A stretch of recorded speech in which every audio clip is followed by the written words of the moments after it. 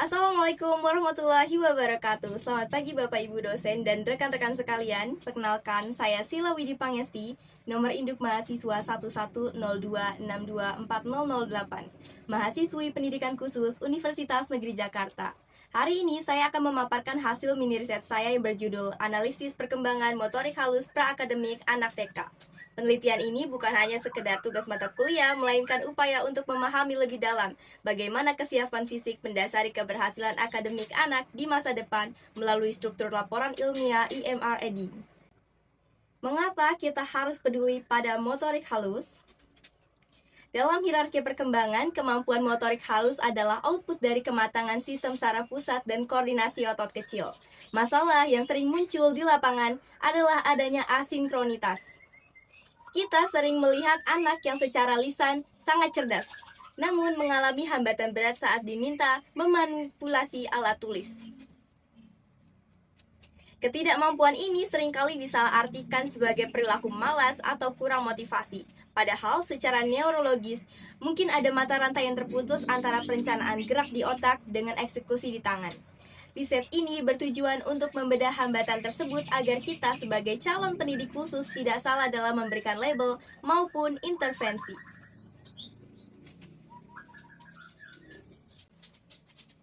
Riset ini menggunakan pendekatan kualitatif dengan desain Single Subject Research atau SSR.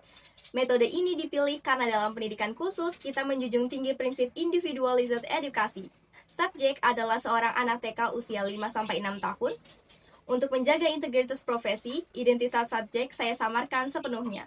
Data yang saya sajikan merupakan hasil triangulasi dari observasi partisipasif selama di kelas, wawancara mendalam dengan guru, untuk melihat riwayat perkembangan serta analisis dokumen portofolio hasil karya anak. Hal ini untuk memastikan bahwa data yang saya peroleh bersifat valid dan komprehensif.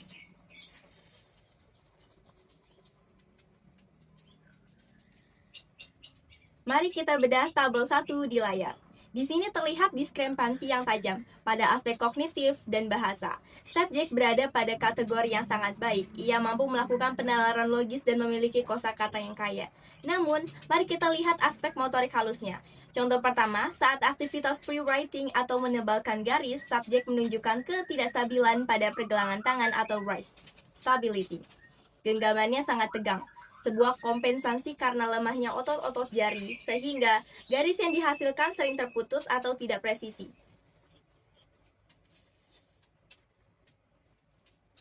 Contoh yang kedua, pada aktivitas mewarnai, subjek mengalami kelelahan otot yang cepat. Secara kognitif, dia tahu bahwa warna yang harus digunakan dan batas garisnya.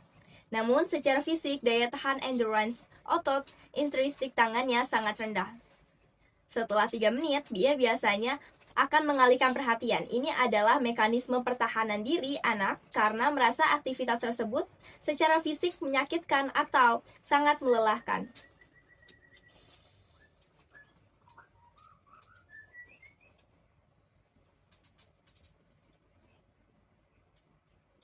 Pembahasan ini adalah inti dari riset saya. Fenomena ini dalam pendidikan khusus sering disebut sebagai diskrepansi perkembangan.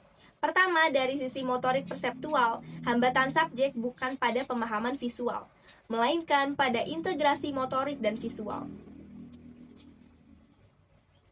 Otaknya menangkap bentuk lingkaran, tapi tangannya belum mampu menerjemahkan perintah tersebut secara halus. Yang kedua, dampak psikososial. Jika kita tidak melakukan asesmen yang tepat, anak ini beresiko mengalami frustasi akademik. Ia mungkin akan merasa dirinya tidak pintar karena hasil tulisannya tidak serapi teman-temannya. Padahal secara intelektual ia sangat mumpuni. Inilah mengapa intervensi tidak boleh hanya berupa paksaan latihan menulis. Yang ketiga, perspektif intervensi. Kita perlu memperkuat fondasi gross motor dan stabilitas bahu sebelum memaksakan jari-jari untuk bekerja berat. Intervensi harus bersifat sportif, menggunakan alat bantu seperti pensil grid, dan memberikan aktivitas stimulasi yang menyenangkan, seperti bermain play-doh atau meronce, untuk membangun kekuatan otot jari tanpa beban psikologis.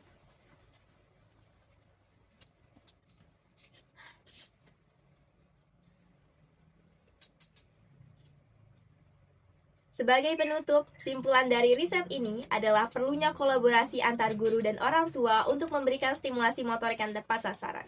Bukan sekedar menuntut hasil rapi, kita juga harus melihat hambatan anak sebagai kebutuhan akan dukungan, bukan sebagai kekurangan. Semoga riset kecil ini bisa menjadi pengingat bagi kita semua bahwa di balik setiap coretan tangan anak yang tampak berantakan ada proses perjuangan saraf dan otot yang membutuhkan bimbingan dan empatik dari kita. Terima kasih atas perhatiannya. Salam hangat dan salam inklusi. Wassalamualaikum warahmatullahi wabarakatuh.